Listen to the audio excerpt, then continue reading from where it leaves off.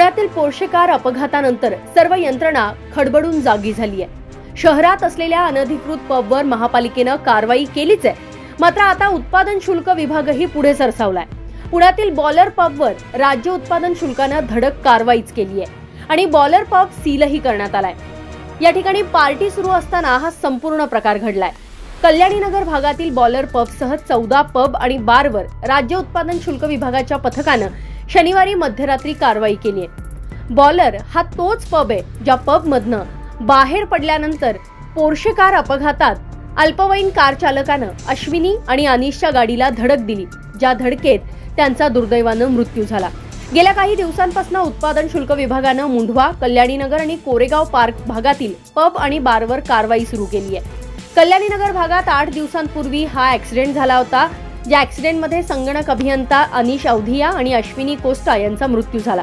या अपघात प्रकरणात अल्पवयीन मुलाला ताब्यात घेण्यात आलंय, तर बांधकाम व्यावसायिक विशाल अग्रवाल याचा मुलगा 12वी उत्तीर्ण झाल्यानंतर पबमध्ये मित्रांसोबत पार्टी करण्यासाठी गेला होता। पार्टीनंतर घरी परतत असताना अल्पवयीन मुलाने अनिश आणि अश्विनी यांना कल्याणीनगर भागात धडक दिली। त्यानंतर अनधिकृत पब आणि नियमांचं उल्लंघन करणाऱ्या हॉटेल्सवर कारवाई करण्यात यावी यासाठी सर्व स्तरातून मागणीही होऊ लागली। या घटनेनंतर राज्य उत्पादन शुल्क विभागाने आठवडाभरात शहरातील वेगवेगळ्या भागात असलेल्या पब आणि बारवर कारवाई करून ते सील केले। काल रात्री उत्पादन शुल्क विभागाने कल्याणीनगर आणि मुंढवा भागातील 14 पब आणि बारवर कारवाई केली आहे। बॉलर पबवर देखील जिल्हाधिकाऱ्यांच्या आदेशानंतर उत्पादन शुल्क विभागाने कारवाई केली आहे। मद्य विक्री नियमावलीचे एक्साइज रजिस्टरमध्ये नोंदी योग्य नसल्याने या पबवर कारवाई करण्यात आली आहे, अशी माहिती राज्य उत्पादन शुल्क विभागाचे अधीक्षक चरणसिंह राजपूत यांनी दिली आहे। त्यांनी काय म्हटलंय पहा।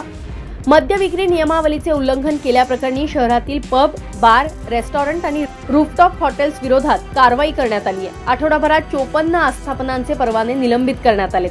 परवाना निलंबित केल्यानंतर संबंधित बार आणि पब सील करण्यात आलेत। पोर्शे कार अपघातानंतर राज्य उत्पादन शुल्क विभागावरही मोठ्या प्रमाणावर टीका होऊ लागली होती। त्यामुळे कल्याणीनगर, मुंढवा, कोरेगाव पार्क, बाणेर, बालेवाडी अशा ज्या भागांमध्ये मोठ्या प्रमाणात पब, बार आणि रूफटॉप हॉटेल्स आहेत, अशा हॉटेल्सवर आता धडक कारवाई करण्यात येते। अशाच प्रकारे शनिवारी रात्री तरुणाईची या भागात मोठ्या प्रमाणात गर्दी असते, त्यामुळे एकाच वेळी 14 पब आणि बारच्या विरोधात कारवाई करून त्यांना सील करण्यात आलंय।